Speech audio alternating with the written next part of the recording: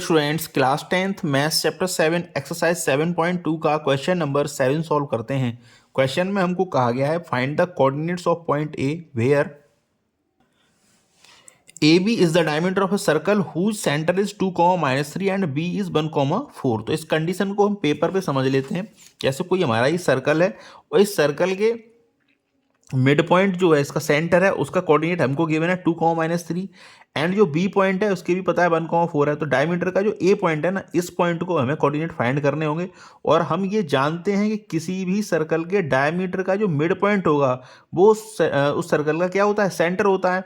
तो इस तरह हम बता सकते हैं कि ए बी का मिड पॉइंट और इस सर्कल का सेंटर क्या होना चाहिए, इक्वल होना चाहिए। तो उसी कंडीशन को मैंने यहाँ पर लिख दिया है, coordinate of mid point of A B is equal to coordinate of centre 2, -3।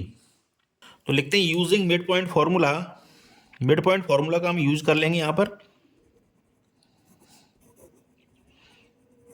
Mid point formula, तो मिड पॉइंट फॉर्मूला से क्या हो जाएगा, इस जो ए बी जो लाइन सेगमेंट है इसका मिड पॉइंट और ये सेंटर क्या है 2, -3 इक्वल हो जाने चाहिए। तो using mid point formula, mid point formula क्या होता है, एक्स कॉमा बाई जो कोऑर्डिनेट हमें मिड पॉइंट की फाइंड करने होते हैं वो किसके इक्वल हो जाते हैं, x1 plus x2 divide by 2 comma y1 plus y2 divide by 2। तो ये हमारे लिए x1 y1 का काम करेंगे और ये b पॉइंट की कोऑर्डिनेट x2 y2 का काम करेंगे और ये हो जाएगा हमारे लिए x y।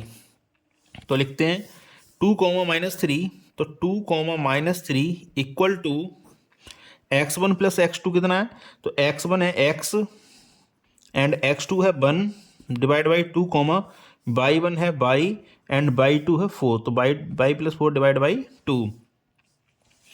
अब क्वेश्चन को सॉल्व करने का सबसे आसान तरीका क्या है, इसको कि कोऑर्डिनेट्स को कंपेयर कर देते हैं। तो x वाला कोऑर्डिनेट x के साथ, y का कोऑर्डिनेट y के साथ कंपेयर कर देंगे।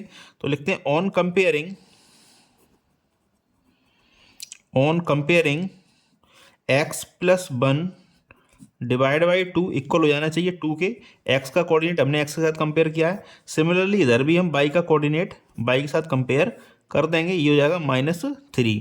तो 2 डिवाइड में है, इधर जाके मल्टीप्लाई में, तो x plus 1 equal to 2 multiply by 2। तो ये हो जाएगा हमारा x plus 1 equal to 4 and जो x की वैल्यू यहाँ से आ जाएगी वो हो जाएगी 4 - 1 यानी कि x आ जाएगा हमारे लिए 3। इसी तरह हम यहाँ पर देखते हैं तो y प्लस 4 डिवाइड बाई 2 है, ये जो डिवाइड में इधर मल्टीप्लाई में चला जाएगा। तो y प्लस 4 इक्वल हो जाएगा -3 multiply by 2 and y plus 4 हो जाएगा हमारा -6। इसी तरह y इक्वल हो जाएगा -6 एंड 4 को जब हम ट्रांसफर कर देंगे लेफ्ट हैंड साइड में तो ये हो जाएगा -4। तो y की वैल्यू आ जाएगी -10। तो x और y की वैल्यू पता चल चुकी है इसकी। इट मीन्स जो कोऑर्डिनेट होंगे हमारे वो क्या होंगे, 3, -10। तो जो कोऑर्डिनेट हमको चाहिए थे वो कितने हैं, 3, -10। और लिख दिया हमने यहाँ पर hence the coordinate of A is 3, -10। तो thank you very much for watching. Again आपसे रिक्वेस्ट है चैनल को सब्सक्राइब जरूर कर लें। Thank you very much.